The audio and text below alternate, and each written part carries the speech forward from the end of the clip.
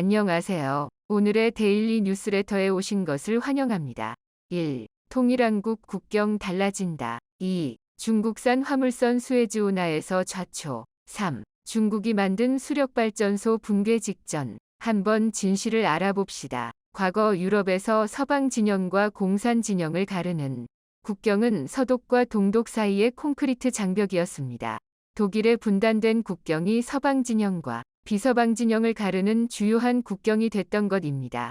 이는 독일의 통일과 이어진 구소련의 붕괴로 서서히 그 경계가 바뀌면서 현재는 폴란드와 벨라루스 국경 그리고 에스토니아와 러시아 국경, 또 우크라이나에서 자유진영과 러시아의 국경이 새롭게 그려지고 있습니다. 90년대 이전 유럽의 상황과 마찬가지로 한반도의 분단으로 인한 휴전선이 아시아의 자유진영과 비자유진영을 나누는 국경선처럼 돼버린 상황입니다. 통일 이후 남과 북의 휴전선 그 의미를 넘어선 우리의 국경선의 변화가 아시아 자유진영 국가 또 비자유진영 국가의 국경선을 어떻게 변화시키게 될지 또 어떠한 국경선이 있을지 살펴봅니다. 첫 번째, 압록강 두만강 통일 이후 압록강과 두만강변엔 지금보다 더 높은 장벽이 세워질 가능성이 있습니다.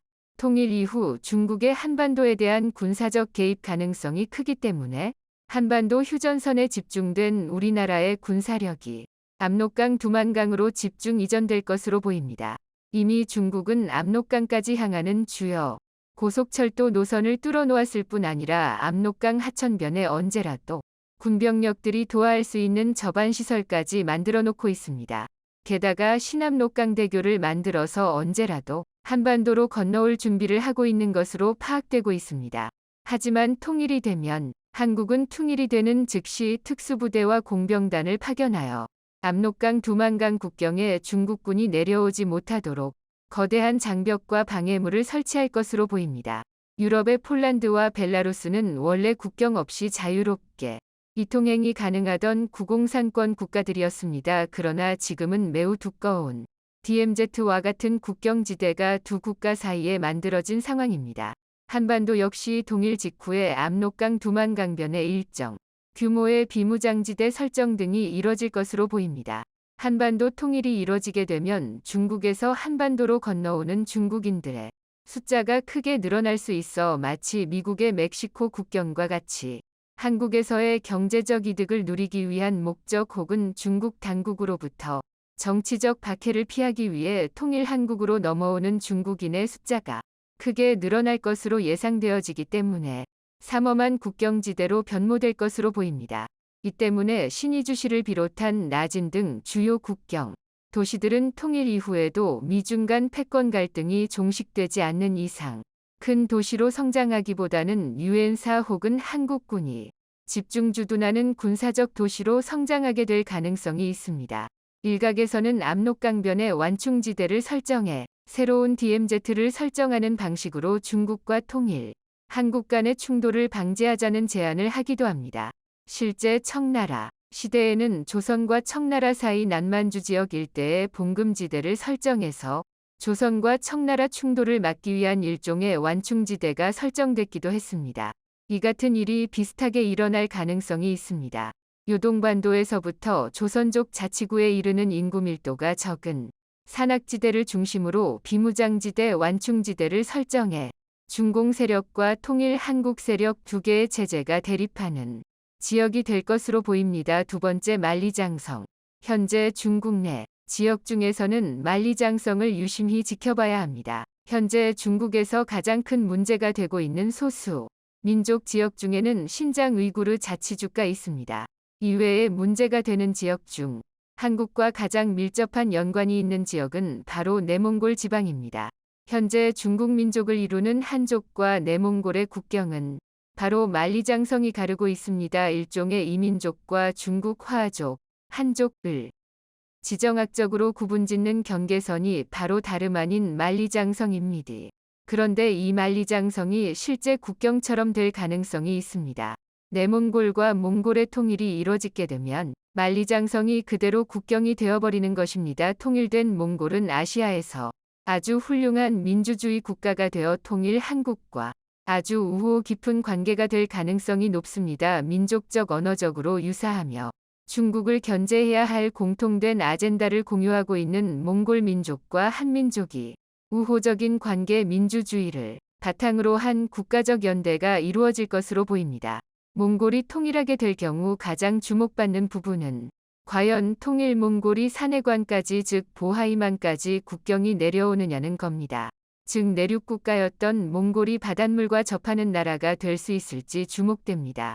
현재 내몽골도 몽골과 마찬가지로 지정학적 변수에 따라서 몽골이 발해만까지 내려올 수 있어 해군을 갖는 나라가 될지도 모릅니다. 이 때문에 지금부터라도 몽골과 한국이 연합 해군 훈련을 진행해 향후 몽골이 해양국가가 될 날을 대비하여 우호 관계를 쌓아 대중국 연합 전선을 구축할 필요가 있다는 의견이 나옵니다. 세 번째, 중국 대운하. 놀랍게도 중국 대운하는 중국 동부 지방을 섬처럼 구분지어주는 역할을 하고 있습니다. 과거 일제는 이 대운하를 기준으로 중국 동부 지방을 자유중국 지역으로 만들려는 노력을 기울인 바 있습니다. 대동아 공영권에 포함시켜 반공산 세력을 만들려는 시도를 했으나 일본이 미국을 침략하는 바람에 모든 것이 물거품이 됐습니다. 대운하가 만약 자유진영과 비자유진영을 나누는 국경선이 돼버린다면 상하이 산동성 등 주요 해안 지역들이 모조리 자유진영으로 구분될 수 있습니다. 이들 지역들은 일찌감치 심상치 않은 반정부 조짐이 있는 지역입니다.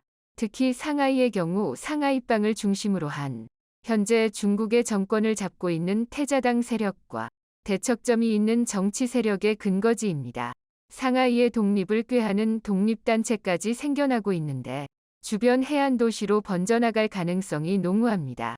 하지만 이렇다 할 만한 자연지물 지정학적 경계선이 마땅치 않았는데 중국 대운하가 그 역할을 하게 될 가능성이 높습니다. 군사작전을 수행할 때 많은 육군 부대가 하천을 도하한다는 것은 매우 힘든 일입니다. 특히 운하는 자연 하천과 다르게 수심이 깊기 때문에 좋은 국경선이 될 가능성이 있습니다. 이 때문에 대운하는 향후 중국을 자유진영과 비자유진영, 번영하는 경제와 전체주의 공산주의적 이념을 가르는 지정학적 경계물이 될 가능성이 있습니다.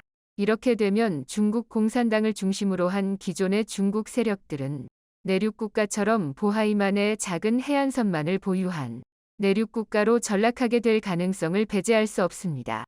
그 대신 대운하가 주요한 수상, 교통망으로 또다시 부상할 가능성이 있습니다. 만약 대운하를 기준으로 중국 공산 세력과 자유진영이 갈라지게 된다면 한반도는 거대한 완충지대를 얻게 됩니다. 과거 독일은 최전방에 긴장된 국경 가운데 있던 나라였으나 지금은 폴란드와 우크라이나, 에스토니아로 지정학적 경계선이 크게 이동하면서 독일은 통일 이후 엄청난 경제적 번영을 구가할 수 있었는데 한반도 역시 그렇게 될 가능성이 있어 매우 기대되는 시나리오입니다. 무엇보다 번영하는 중국 해안 도시 주민들은 경제적으로 번영했음에도 체제의 불안함 속에서 자유가 속박된 삶을 살고 있었는데 이러한 대운하를 기점으로 자유진영 체제가 들어서게 된다면 많은 주민들이 해방될 수 있어 인류사적 사건이 될 것입니다. 네 번째, 자오라이 운하.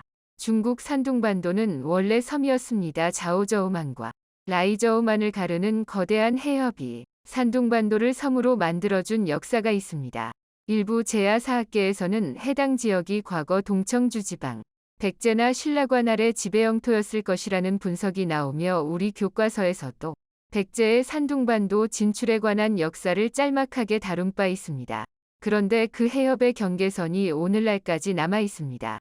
바로 자오라이 하천입니다. 자오저우만과 라이저우만을 가르는 산둥반도의 가장 낮은 저지대를 흐르는 하천인데 이 자연지물은 오늘날 산둥반도의 작은 지역에 지정학적 경계선을 만들고 있습니다. 자오라이 운하를 기준으로 동쪽 칭다오 옌타이 웨이하이 일대의 경우에는 인구가 토탈 2,500만 정도로 지금의 대만섬 인구 정도가 살고 있습니다. 모두 소득 수준이 높고 중국에서도 미남 미녀가 많은 지역으로도 유명합니다. 신체적으로 연예인들 같은 외형을 하고 있는 사람들이 이 지역에 많은 것으로 중국에서도 유명합니다. 슈퍼스타 판빙빙 같은 스타들을 배출했을 뿐 아니라 실제 중국 내에서 가장 신장이 큰 사람들이 바로 이 지역에 거주하고 있습니다.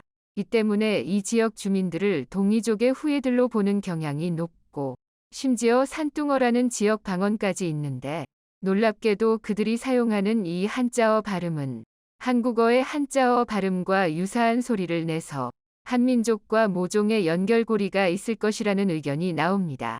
이 때문에 일각에서는 산둥공화국의 설립을 말하기도 합니다. 웨이하이를 수도로 한 인구 2,500만 명의 자유진영 국가가 산둥반도 지역에 세워질 수 있을 것이라는 의견이 나오는 것입니다. 다섯 번째 길림 합달령 산맥 과거 통일신라의 경계가 지금의 한반도 허리를 관통하는 국경이 아닌 좀 더 북쪽에 위치했을 것이라는 사학계의 분석이 점점 공론화되고 있습니다. 놀랍게도 길림 합달령이라는 지금의 남만주와 북만주를 가르는 산맥의 명칭이 신라산이라는 이름으로 불렸을 정도로 통일신라의 국경선이었을 것이라는 의견이 나오는 것입니다. 이외에도 천산산맥도 마찬가지로 향후 통일 이후 이 지역 역시 자유진영과 비자유진영의 경계선이 될 수 있습니다. 바로 간도 영유권 반환 문제 때문입니다.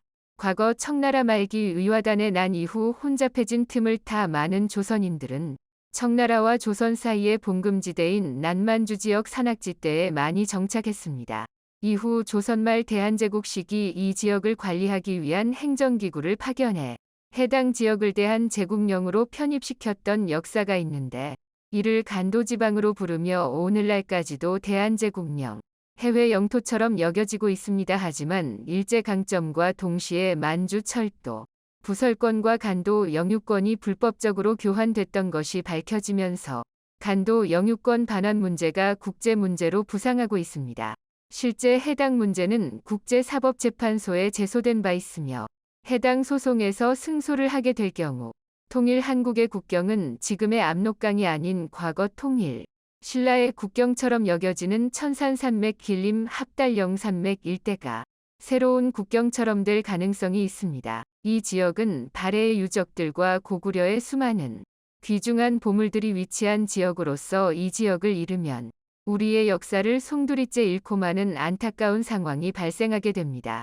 때문에 통일 이후 반드시 간도 영유권 반환 문제는 국제 문제시 될 가능성이 있습니다.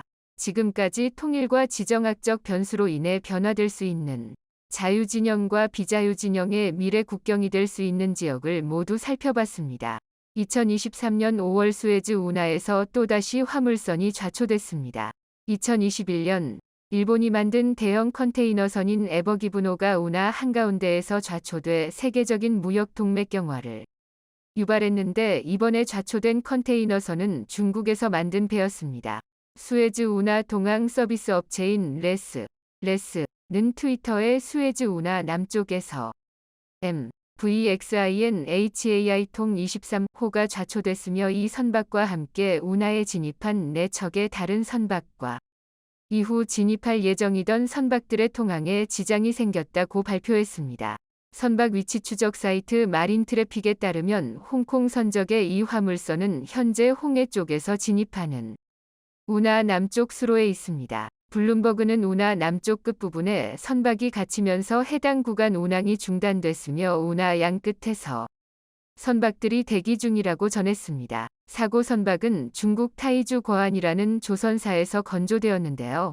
총톤수 32,929TW 벌크 화물선으로 사우디아라비아 두바항을 졸발해 홍해를 거쳐 지중해 쪽으로 가던 중이었습니다. 선박 위치 추적 사이트 마린 트래픽은 이 선박이 현재 조종 불능 not under command 상태라고 전했습니다. 아시아와 유럽을 잇는 최단 항로인 수에즈 운하에서는 크고 작은 좌초 사고가 종종 발생합니다. 가장 큰 피해를 주었던 사고는 2021년 3월 길이 400m, 총톤수 22만 4천 TW. 초대형 컨테이너선인 에버기브노가 좌초해 엿새 동안 운하를 막아버리면서 글로벌 물류 대란을 빚은 사건이었습니다. 수에즈 운하관리청 SCA은 에버기브노 좌초 사고 후 운하를 더 넓고 깊게 하는 확장 공사를 진행 중인데요. 공사 중에 이번에는 또 중국 선박이 좌초된 것입니다. 사고 직후 운하관리청은 예인선 3척을 급파해 사고 선박 신하이통 23 견인했고 이번 사고는 에버기브노 때보다는 빨리 수습됐습니다. 하지만 중국이 건조한 이 선박은 엔진 오작동을 일으켰던 것으로 드러났습니다. 에버기브노보다 훨씬 작은 선박이었고 수에즈 운하 관리청이 세척의 예인선을 빨리 견인을 했으니 망정이지 자칫하면 또 한 번 글로벌 물류 위기가 일어날 뻔했는데요. 세계적인 물류 대란은 일어나지 않았지만 이 중국산 화물선이 멈춰버린 이유가 엔진 오작동이었다는 게 밝혀지자 중국산 화물선에 대한 신뢰는 또 한 번 추락하고 말았습니다. 일각에서는 앞으로 수에즈 운하는 한국산 배만 통과할 수 있도록 법을 만들어야 되는 것 아니냐는 이야기까지 나오고 있는데요. 최근 도약의 기회를 맞은 한국 조선업계는 얼마 전 커다란 지각 변동이 있었습니다. 얼마 전 대우조선해양은 45년 만에 대우 간판을 떼고 한화오션으로 사명을 바꾸면서 1978년 대우그룹에 인수되어 붙여진 대우조선공업은 역사 속으로 사라지게 되었습니다. 한화는 2조 원 규모의 유상증자에 참여하였고 이를 통해 대우조선의 지분 49.3%를 확보하면서 최대 주주가 되었습니다. 이로써 한화오션, HD 한국조선해양, 삼성중공업 등 한국조선 빅3는 굳건히 그 체제를 유지해 중국의 거센 추격을 따돌리고 조선업 세계 1위를 사수할 것이란 전망이 지배적입니다. 최근 한국조선 빅3는 기술력을 기반으로 중국 조선사들을 물리치고 좋은 성과를 내고 있습니다. 특히 HD 한국조선해양은 이미 올해 연간 수주 목표량의 절반 이상을 채우는 뚝심을 발휘했습니다. 현재까지 총 86척의 선박을 수주해 누적 수주 금액 기준 103억 9천만 달러를 기록해 연간 수주 목표의 66%를 채우는 놀라운 실적을 거뒀습니다. 심지어 카타르 프로젝트 2차 물량인 LNG 운반선 대량 발주가 아직 남아있는 만큼 추가 실적을 올릴 가능성도 높습니다. 카타르 프로젝트는 세계 최대 LNG 생산국인 카타르가 연간 LNG 생산량을 기존 7,700만 톤에서 1억 2,600만 톤으로 확대하는 사업입니다. 카타르 에너지는 2020년 국내 조선 3사와 오는 2027년까지 100척 이상의 LNG 운반선 선표 예약 합의서를 체결했는데요. 당시 계약 규모는 약 24조 6천억 원이었습니다. 국내 조선 3사가 지난해 계약한 1차 물량은 54척이었고 이것은 카타르 에너지가 발주한 전체 물량 65척 가운데 83%에 달하는 것으로 세계를 놀라게 했습니다. 조선업계 전반에는 올여름 카타르 물량이 풀리면서 매출 개선에 상당한 도움을 줄 것으로 기대하고 있는데요.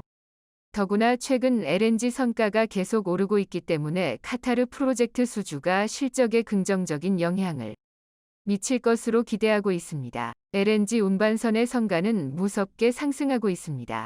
지난달 말 기준 17만 4천 미터 3급 LNG 운반선의 가격은 2억 5,600만 달러였지만 조만간 2억 6천만 달러를 넘어설 것으로 예상하고 있습니다. 하지만 국내 조선업계는 일손 부족이라는 난제를 아직 해결하지 못했습니다. 조선업 호황으로 일감은 꽉 들어찼는데 일손이 너무나 부족한 건데요. 조선기업들은 해결책 마련을 위해 다양한 시도를 하는 중입니다. 현대중공업은 필리핀 조선소를 부활시키려는 움직임을 보이고 있습니다.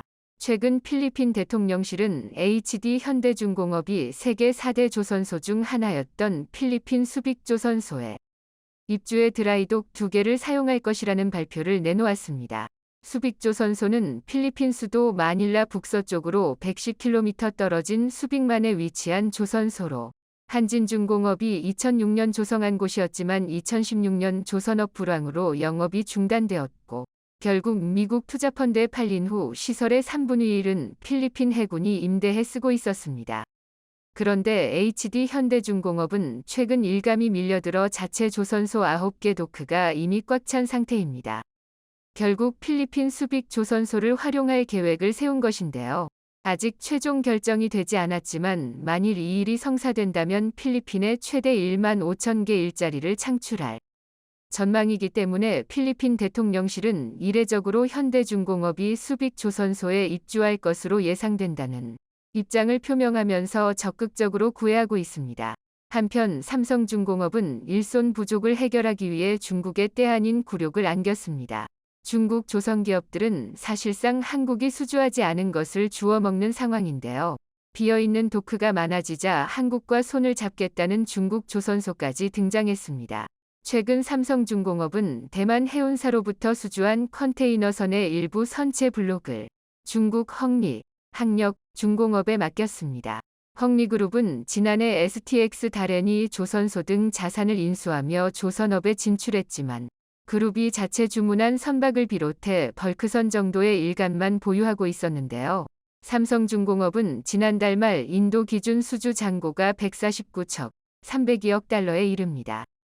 따라서 삼성중공업은 중국 조선소에 일감을 떼어주어 인력 부족을 메우는 한편 수익성도 개선할 전망입니다. 최근 인건비와 원자재 가격이 가파르게 올라 상대적으로 저가에 수주한 과거 계약분의 기초 공정을 중국 조선소로 넘기고 국내 조선소는 고가 수주분에 집중하는 것이 채산성 측면에서 낫다고 판단한 것입니다. 당연히 기술 유출이 염려스러울 수밖에 없습니다. 하지만 삼성은 기술 유출을 막기 위해 컨테이너선의 일부 선체 블록만 헝리, 달력, 중공업에 헝리증공업의 다른 조선소에서 제작한 선체 블록을 다시 삼성중공업 거제조선소로 가져와 최종 조립 건조하는 방식으로 헝리와의 협업을 진행할 예정입니다. 물론 품질 관리를 위해 전문 인력도 파견할 예정입니다. 일각에서는 한국조선업 빅3가 3강 체제를 유지하다가 중장기적으로 한국조선해양은 기존 상선에 삼성증공업은 해양 플랜트의 한화오션은 방산에 각각 무게를 싣는 방식으로 특화할 것이라고 전망하기도 합니다만 무엇이 되었든 한국 조선사들은 그동안 숱한 고난을 극복한 저력에다가 기술력까지 더해져 어떤 상황도 헤쳐나갈 것으로 보입니다. 중국은 1대1로 사업을 통해 자신들의 건설 기술이 세계 최고라고 홍보해왔습니다. 그런데 실상은 전혀 그렇지 않았습니다. 최근 100년을 견딘다고 장담하던 중국의 한 해저터널이 개통 보름 만에 물바다가 돼 세계적인 망신을 당했습니다. 지난 16일 오전 8시 32분 중국 다레니 해저터널에서 터널 바닥에 물이 고이고 있다는 신고가 접수됐습니다. 한 영상에는 터널 천장에서 물이 쏟아지는 장면과 차들이 비상 깜빡이를 켜고 서행하는 모습이 담겨 있었습니다. 또 터널 측면에서 물이 새는 영상과 운전자가 터널 내부에서 차량을 후진하는 영상도 올라왔습니다. 이 사건은 중국 소셜미디어 웨이보에도 올라왔고 터널 내부 도로에 물이 차면서 차량 통행에 어려움을 겪는 영상들이 여러 건 게시됐습니다. 이 영상을 본 중국인들은 샥 개통한 지 보름밖에 안 된 터널에서 물이 새는 것을 이해할 수 없다며 안전성에 의문을 제기했고 다급해진 이 해저터널의 운영사는 터널 일부 구간에 물이 고였지만 오전 10시쯤 긴급보수 작업을 마무리했다고 밝혔습니다. 다렌시 공안국도 소방밸브에서 물이 샌 것일 뿐 터널에는 문제가 없다고 주장했습니다. 터널 자체에서 물이 샌 것이 아니라 보조도로에 있는 소방밸브에서 물이 샌 것이라며 해저터널과는 아무런 관계도 없다고 둘러댔는데요. 상식적으로 소방밸브에서 물이 샜는데 터널이 잠긴다는 것은 이해하기 어렵습니다. 또한 아무리 백보양보해서 이 말을 믿는다 해도 개통 보름 만에 그것도 출근 시간대에 물바다를 만든 책임을 면할 수는 없습니다. 지난 1일 개통한 다렌 해저터널은 다렌 증산구와 간징지구를 잇는 왕복 6차로 간선도로 중 다렌만 해역 지하를 뚫은 구간으로 터널 길이는 5.1km입니다. 다렌시는 개통 당시 100년을 견딜 수 있는 내구성을 확보하기 위해 첨단 굴착 공법을 적용했다고 자랑했는데 물과 보름 만에 물에 잠기고 말았습니다. 사실 중국 해저터널에 물이 샌 이 사건은 그렇게 놀랍지도 않습니다. 중국식 부실공사는 역사도 깊고 다양했기 때문인데요. 보시는 장면은 심하게 흔들리는 중국의 한 고층 건물의 모습입니다. 쓰러질 듯 과하게 흔들리는 모습에서 아무리 봐도 부실공사가 의심됩니다. 중국 선전시에 있는 이 75층짜리 건물은 심하게 흔들렸지만 그 원인 파악조차 제대로 하지 못했습니다. 심지어 설계 도면조차 완성되지 않은 채로 공사를 시작했다는 증언이 나왔습니다. 결국 원인 파악을 하지 못한 건물 사용자들은 원시적인 자구책까지 내놓았는데요. 이 건물에서는 거꾸로 세운 물병이 책상마다 올려져 있습니다. 건물이 흔들리면 곧바로 달아나기 위해서입니다. 건물 상가의 천장 일부가 부서져 내리면서 바닥에 흙더미도 쏟아졌습니다. 결국 이 75층 건물은 일부 허용했던 상인들의 출입마저 막으면서 유령 빌딩이 돼버렸습니다. 선전시 당국은 건물의 진동과 침하가 모두 허용치 이내라고 밝혔지만 흔들린 원인은 여전히 조사 중이라고 합니다. 중국이 야심차게 추진 중인 1대1로 사업 역시 부실공사의 예외는 없었습니다. 올해 초 네팔 공항에서 여객기 추락 사고가 발생해 수많은 인명피해가 발생했습니다. 외신들은 일제히 여객기 추락 사고가 난 포카라 국제공항은 중국의 1대1로 프로젝트를 통해 건설됐으며 개통한 지 15일 만에 60여 명이 넘는 인사사고가 발생했다는 사실은 이 공항이 부실공사가 있었던 게 아니냐는 의혹을 낳고 있다고 전했습니다. 2017년 7월 착공해 올해 초 문을 연 네팔 포카라 국제공항은 대부분의 건설 비용을 중국 수출입은행 차관으로 충당했고 공항 시공 역시 중국 국가기계공업회사의 자회사인 중국 CAMC 엔지니어링이 맡았습니다. 인도 일간 더 타임스 오브 인디아는 네팔 매체를 인용해 네팔 정부가 중국으로부터 공항 건설 비용으로 차관 약 2,600억 원을 받았다고 전했습니다. 또 인도 매체 뉴스 18과 네팔 일간지들은 포카라 국제공항의 입지 자체가 문제였다고 보도했습니다. 이미 개항 전부터 공항 부지 인근에 있는 매립지가 맹금류를 유인하기 때문에 비행기를 조종하기에 위험한 지역이라는 주장이 제기됐지만 매립지를 옮기지 않고 무리하게 개항을 했다가 그만 이런 추락 사고가 발생했다는 것입니다. 우연이겠지만 다른 시의 해저터널처럼 이 공항 역시 문을 연 지 불과 보름 만에 사고가 났습니다. 중국이 지원한 1대1로 사업은 세계 곳곳에서 부실공사로 균열이 가거나 결함이 발견돼 민폐를 끼치고 있습니다. 1대1로는 중국이 전 세계에서 영향력을 확대하기 위해 아시아, 남미 등 제3세계에서 진행해온 대규모 인프라 건설 사업입니다. 제3세계에서 진행해온 대규모 인프라 건설 사업입니다. 완공된 지 10년도 안 되어 수천 개의 균열이 발견되어 정상 가동이 불가능한 상황이고 파키스탄 닐룩젤룸 수력발전소 터빈에서는 물을 공급하는 터널에서 균열이 발견되면서 완공 4년 만에 발전소 가동이 중단되었습니다. 이로 인해 발전 비용이 증가하면서 파키스탄 정부는 매달 4,400만 달러의 추가 비용을 부담하고 있는 상황입니다. 중국 기업이 나일강 인근에 완공한 우간다 이신바 수력발전소도 마찬가지입니다. 이 발전소에서만 500개 이상의 결함이 발견되었고 같은 나라 카루마 수력발전소에서도 벽체 균열과 부적절한 소방 시스템 등의 문제로 완공 시기가 3년이나 늦춰졌습니다. 앙골라에서는 10년 전 중국 중심그룹이 수도 루안다 외곽에 건설한 대규모 공공주택에서 균열과 곰팡이가 발생하고 곳곳에서 부실공사 흔적이 발견되고 있습니다. 남미에서 1대1로 사업이 가장 활발한 국가는 에콰도르입니다. 에콰도르는 국가 채무물이행 선언 이후 공공지출 자금 조달을 위해 중국에서 거액의 차관을 들여오기 시작했고 코레아 전 정권은 27억 달러의 건설비 중 85%를 중국개발은행에서 이율 6.9%를 빌리고 중국 수전에 공사를 맡겨 수력발전소를 건설했습니다. 하지만 완공된 지 10년 만에 균열과 결함으로 가동이 중단되었습니다. 에콰도르 입장에서 빚을 내서 발전소를 지었는데 10년밖에 사용할 수 없다니 어이가 없을 것 같은데요. 지난 2007년부터 2017년까지 코레아 전 대통령 재임 기간 통안에만 무려 180억 달러를 중국에서 들여왔으나 뇌물 등 부정부패와 방만한 지출로 엄청난 문제를 낳았습니다. 또한 2019년 에콰도르 회계감사원 자료에 따르면 중국 업체가 지은 학교 200곳을 조사한 결과 57%가 당초 일정보다 늦게 완공되었고 일부 학교에서는 기초 공사에 문제가 있거나 교실 바닥이 기울고 케이블이 노출되는 등의 결함이 발생한 것으로 드러나기도 했습니다. 중국 1대1로 프로젝트의 문제점을 추적해온 전문가들은 그 나라의 인프라 니즈에 맞지 않거나 자연환경에 피해가 되는 사업을 무리하게 진행했다고 지적했는데요.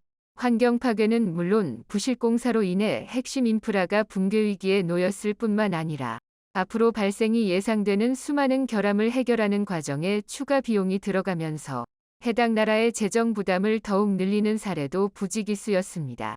차라리 건설을 안 하는 게 나을 뻔했던 것입니다. 중국이 세계적인 민폐 프로젝트 1대1로를 추진하는 통한 한국 기업들은 실속을 챙기고 있습니다.